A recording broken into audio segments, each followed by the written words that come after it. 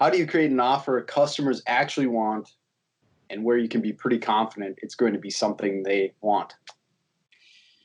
Well, there's three things that we do in this regard.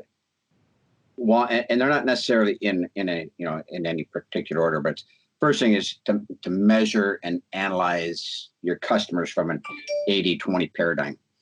Determine who your ideal top clients are. And this will almost always account for anywhere from, in our experience, anywhere 1 to maximum 10% of your client base, right?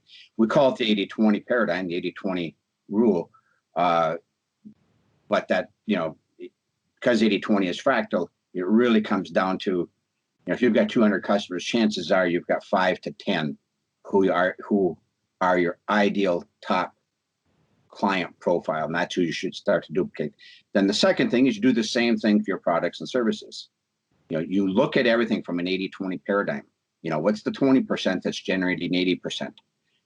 And the third thing is you conduct what we call a customer wish list interview, and that's kind of where we're going to focus on today.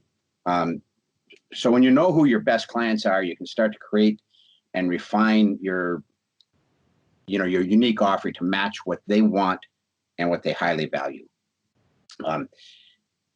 And we go back again to the mission guiding principles, because your unique offering must also be aligned with your mission and your guiding principles, because this should align with your passions, your strengths, your talents, and your conscience, right? Which ultimately will shine a light on your unique offering, your unique clients, and will shine a light on what your best clients highly value. So if we're going to talk about the wish list interview, we usually advocate, calling at least your top 5 clients. Now, if you've got thousands of clients, you may have maybe 100, right? Again, it's always that 1 to 10%. Mm-hmm. But one of the most effective 80-20 strategies you can utilize is to interview your top clients and find out what they wish you could change about your industry, what they wish you could provide them or sell them, what they wish anyone would do to be able to solve a problem for them, what would make their lives so much easier, what would help them to expand and grow the value of their business. And by knowing these things, it isn't that you disregard everyone else. It's that you just create your systems, your solutions, your products, your services based on on who your top clients are and what they want and what they don't want. And in the meantime, your other average clients will benefit as well, right? And we see that. Because you raise the level of your performance. It's kind of that trickle down effect. But I think people get confused by when they say, asking questions, and it's not about asking questions about yourself necessarily. It's asking questions more about your industry and what do they not like about your industry. Because if you ask them about how are we doing, more than likely you're going to be, hey, you're doing great, everything's good. You're not going to get real feedback. But if you ask things like, hey, what do you not like about my industry, or what common, what other pains do you have in your business? And that's where you're going to uncover other things. Yeah, exactly. Good principle to always keep in mind is every solution you provide must better the human condition. It's not about you. It's about your customer, your clients. That's always what it's about. And we have a very good customer interview question format for people. They don't have to ask every question, but it gives you an idea of the principles behind it and what you should be looking for.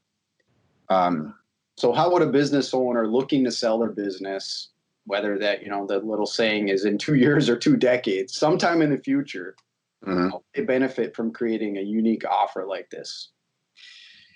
Well, let's first of all take a step back. Remember that what this 80-20 does to this 80-20 paradigm does is it creates white space, right? And it allows you to begin to look at the things that you're wasting time on, money on, effort on, people on.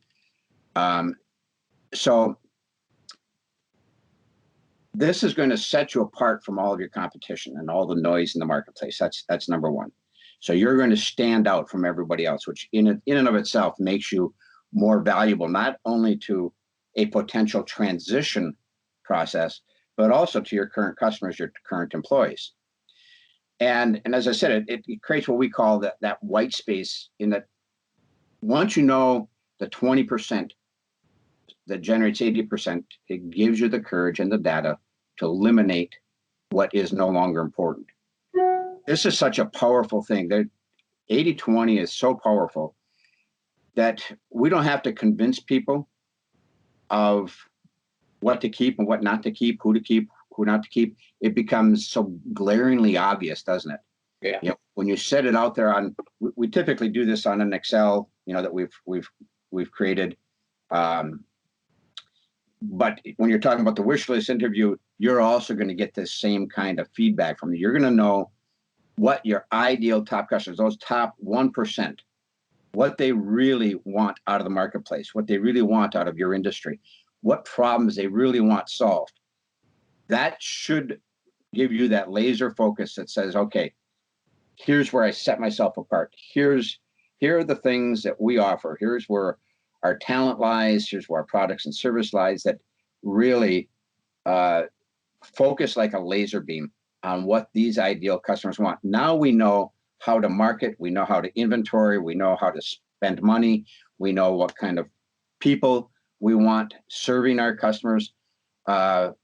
We know how to reach them, where to reach them. Everything just becomes illuminated, and it becomes so glaringly obvious. We don't have to do any convincing. It's more of a discovery process, right? Yeah. That once you see this in black and white, it should lead you, and so far it's led everybody that we've worked with, that right down that same path. It doesn't mean that you have to cut things out day one, but it means you start to look at that and you say, I don't need this. And I think that's the biggest benefit. While I think knowing the 20%, quote 20% or the 1% is important, but what's really important is that creating the white space. It's being able to separate, the wheat from the shaft, right? Sort of thing. Yeah. And now all of a sudden you can say, okay, it's not that I'm going to disregard this over here, but I'm going to focus all of my efforts on this 20%, these 20% of the customers, these 20% of the products and services, these 20% of the expenses, resources, and that trickle down effect will bring some of those 80% into this fold. And others, they'll just attrition away. And sometimes you'll just have to fire them. You'll have to fire your products and services. You might have to fire some customers. You might have to fire some employees. Right. But now you build and expand and create value in your business by focusing only on the wildly important, the critically important things in your business, and who you serve and how you serve them. All right. I think that's a great place to stop. Until next time, see you then.